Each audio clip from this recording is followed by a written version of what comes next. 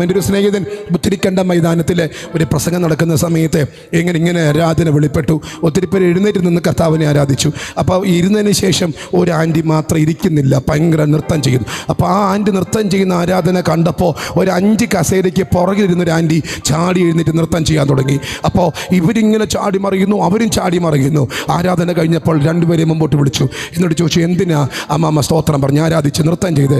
അപ്പോൾ ആ ഏറ്റവും പുറകിലിരുന്ന ആൻറ്റി പറഞ്ഞു, ഞാൻ നൃത്തം ചെയ്യാൻ കാരണം ഇവള് നൃത്തം ചെയ്തുകൊണ്ടാണ് ഞാൻ നൃത്തം ചെയ്തത്. അപ്പം ചോദിച്ചു, ഇവള് നൃത്തം ചെയ്തത് കൊണ്ട് എന്തിനാ അമ്മാമ്മ നൃത്തം ചെയ്യുന്നത്? അപ്പോൾ അവർ പറഞ്ഞു, പാസ്റ്ററെ, ഇവളുടെ 2 കാലും തളർന്നിട്ട് ഞാൻ കൊണ്ടുവച്ചതാണ് ഇവിടെ. ഈ ആരാധനയ്ക്ക് അവള് സൗഖ്യമായി നൃത്തം ചെയ്യുന്ന കണ്ടപ്പോൾ ഞാനും സൗഖ്യമായി, ഞാനും ചാടാൻ തുടങ്ങി. അപ്പോൾ ഇവള് ചാടുന്ന കണ്ടപ്പോൾ എനിക്കിരിക്കാൻ പറ്റിയില്ല. അതാ ഞാൻ പറഞ്ഞേ, കാലുകൾ ചലിക്കപ്പെടാത്ത ഒരാളുടെ കാലുകൾ ചലിച്ച് ചാടാൻ പിന്നെ പറയേണ്ട വരത്തില്ല. അവർ അറിഞ്ഞോണ്ടങ്ങ് ചാടാൻ തുടങ്ങും. വിശ്വസിക്കുന്ന ദൈവമക്കളുണ്ടോ ഇന്ന് രാത്രി? നിർബന്ധത്താലല്ല, ദൈവം നൽകിയ നന്മയോർത്ത് ബുദ്ധിയോടെ.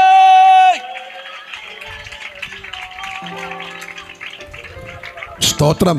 രാത്രി ആരൊക്കെ മിണ്ടാതിരുന്നാലും ഏലപ്പാറയുടെ സൗണ്ട് കുറയത്തില്ല, ഏലപ്പാറയുടെ ശബ്ദം കുറയത്തില്ല. ഏലപ്പാറ ഇന്ന് രാത്രി നൃത്തം ചെയ്യാതിരിക്കത്തുമില്ല.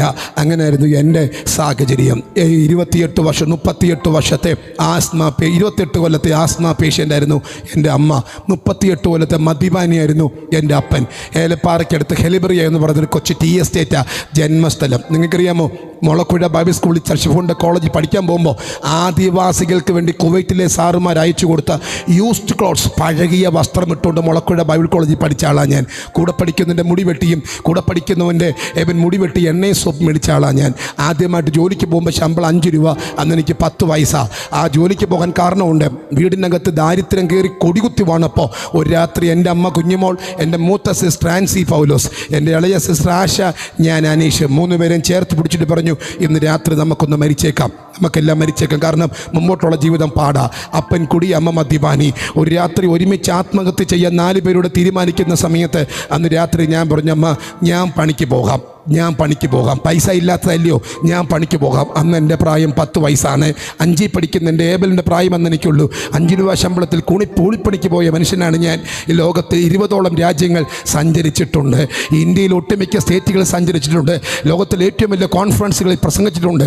മലയാളമല്ലാതൊരു ഭാഷ കൈകാര്യം ചെയ്യാൻ അന്നും അറിയത്തില്ല, ഇന്നും അറിയത്തില്ല. ഒരു ഗതിയില്ലാത്തവൻ്റെ കൂടാരത്തിൽ ഇറങ്ങി വന്ന് ഒരു പാട്ടിനകത്തോടെ കയറി പിടിച്ച എൻ്റെ അമ്മേനെ, ഏത് പാട്ടാ? സത്യവചനം കേട്ടു നീ വാ, നിത്യജീവൻ നിനക്ക് ഏകിടുമേ, നിൻ പേരും ജീവ പുസ്തകത്തിൽ ഉണ്മയായി ഇന്നും എഴുതിയിടുമേ എന്നുള്ള ഒരു പരസ്യയോഗത്തിൻ്റെ പാട്ടാ എൻ്റെ അമ്മയെ മനസാന്തരപ്പെടുത്തിയ.